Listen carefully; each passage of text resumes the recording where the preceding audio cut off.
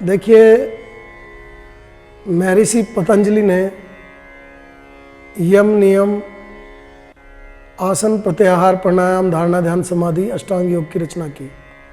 उनका मुख्य उद्देश्य लोगों को इसी चीज़ से जागृत करने का था कि आप अपने शरीर को स्वस्थ रखते हुए उस कुंडली शक्ति तक, उस परम सत्ता तक कैसे पहुँचेंगे। उनका मुख्य उद्देश्य ही ये था। उद्देश्य से हम भटके, हम लोग व्यायाम करने लगे, आसन करने लगे। 84 लाख योनि, 84 लाख आसन हमारे यहाँ बनाए गए। 84 में से किन्हीं ने 84 को चुन लिया, किसी ने 108 को चुन लिया, किसी ने 15 को चुन लिया, किसी ने 20 को चुन लिया और अपनी अपनी दुकानदारी में सब शामिल हो गए। उसके मूल स्वरूप को विखंडित कर दिया। ये कहते हुए मुझे जरा सी भी हिचकिचाहट नहीं है, क्योंकि जो स्वरूप योग का होना चाहिए था उससे हम लोग सभी भटक गए। जैसा प्रश्न आपने किया कि योग के द्वारा हम स्वस्थ कैसे रहें, जब योगी भी अस्वस्थ हो रहा है, योगी भी दवाई के लिए रिकमेंड कर रहे हैं, तो फिर बात ही क्या रह जाएगी। योग तो अपने आप में परिपूर्ण है। योग स्वतः ही इस बात को तैयार करता है कि वो स्वस्थ रहेगा, क्योंकि जब आप आसन करते हैं तो उन आसनों के द्वारा मुख्य उद्देश्य उस आसन का एक ही होता है, वो होता है आपके जॉइंटों में ठीक से ऑक्सीजन की मात्रा का पहुंचना। जब आपके जॉइंटों में ऑक्सीजन ठीक से पहुंचेगी तो आप आराम से सुखपूर्वक आसन में बैठ सकें। स्थिर सुख आसनम कहा गया है, तो स्थिरतापूर्वक आप बैठ सकेंगे। महर्षि पतंजलि ने इस विषय में कहा कि 3 घंटे 20 मिनट का जब आपका आसन हो जाएगा तब आपका ध्यान लगना शुरू होगा, और ध्यान का जो 12वां अंग होगा वो आपकी समाधि होगी। तो जब योग आप कर लेते हैं तो ध्यान स्वतः होने लगता है। ये उसका प्रतिफल है। जब आपका योग सिद्ध हो जाएगा तो ध्यान अपने आप स्वतः लगने लग जाएगा। तो उसमें कौन कौन सी चीज़ आई? यम, नियम, जिसमें अस्तेय, अहिंसा, ये सब चीज़ें सब आई हैं। तो वो सब चीज़ें क्या जरूरत थी महर्षि पतंजलि को ये सब कहने की? उन्हें अष्टांग योग की रचना क्यों करनी थी? आज सारे कहते हैं कि आसन कर लीजिए, कुछ लोग कहते हैं ध्यान कर लीजिए, तो वो कहते हैं ध्यान करो समाधि लग जाएगी, आसन करो समाधि लग जाएगी, या आसन ही सिर्फ बहुत है। उन्होंने अष्टांग योग की रचना क्यों की? तो यदि अष्टांग योग की रचना की है तो उस यम नियम का पालन भी तो करना बनेगा।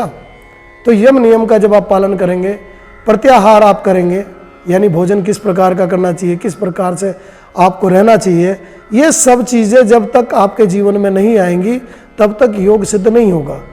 अब इतनी समस्याओं के बाद इस संसार में रहते हुए इतनी कठिनता पूर्वक इनका पालन कैसे करें? अभी कुछ क्वेश्चन कर लेते हैं कुछ लोग इस तरह का कि स्वामी जी ये बताइए कि इनका पालन इस समावेश में, जो इस टाइम का परिवेश चल रहा है कि इतनी कठिनता से भरी हुई हमारी जिंदगी है, और उसमें हम इन सब चीज़ों का कैसे पालन करें? तो उनका पालन ना करते हुए 2 ही मार्ग बताए गए। या तो कर्ता भाव रखिए, आप करिए जो करने की बात है। नहीं कर पाते हैं तो केवल श्रद्धा और समर्पण से आप कुंडली महायोग में आ सकते हैं।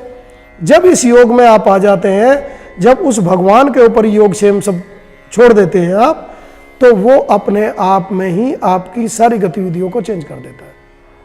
और जब आपकी गतिविधि चेंज होंगी, जैसा कहा कि योग के द्वारा ही रोग ठीक हो जाएंगे, तो आपको स्वतः ये पता लगने लग जाएगा कि मैंने क्या खाया है, किसके कारण मुझे कठिनता आई, किस कारण से मुझे परेशानी आई, अभी मुझे इसके साथ क्या खाना चाहिए, क्या रहना चाहिए, क्या दिनचर्या होनी चाहिए, स्वतः सिद्ध होनी शुरू हो जाती है। और कुंडली महामाया की कृपा तो ऐसी है कि जब वो जागृत हो जाती है तो यम, नियम, प्रत्याहार, प्राणायाम का अपने आप पालन करा लेती है, और जैसे जैसे पालन उसका शुरू हो जाता है वैसे ही आप शरीर स्वयं ठीक होने लग जाता है। वो कैसे होने लग जाता है? क्योंकि जैसे मैंने बताया कि बाल से भी बारीक वो शक्ति है जिसका नाम कुंडली शक्ति है, और बारीक से भी बारीक जितनी भी वेन्स, आपकी जो नस नाड़ियाँ हैं, उनमें से होकर गुजर जाती है, और सबसे पहले वो मल का भक्षण करती है, और मल को जैसे खा जाएगी, मल के आश्रित ही रोग हैं। जब मल विहीन आपका शरीर हो जाता है, शुद्धिकरण हो जाता है, तो आपके रोग स्वतः ही समाप्त हो जाते हैं, और आप अपने आप शांत चित्त से अपने आप में स्थिर होकर बैठने लग जाते हैं। ये इतनी दिव्यता से भरा हुआ योग है कि ऐसी उपलब्धि शायद आपको जीवन में नहीं मिलेगी। इसीलिए मैं कहता हूँ कि 3 दिवसीय कार्यक्रम पहले अपना अटेंड करें। आप अग्रसर हों आगे की ओर, जाने इस मार्ग को कि आत्मदर्शन क्रिया का मार्ग क्या है और इस महायोग को कैसे प्राप्त करें, इस कुंडली योग में हम कैसे जाएं।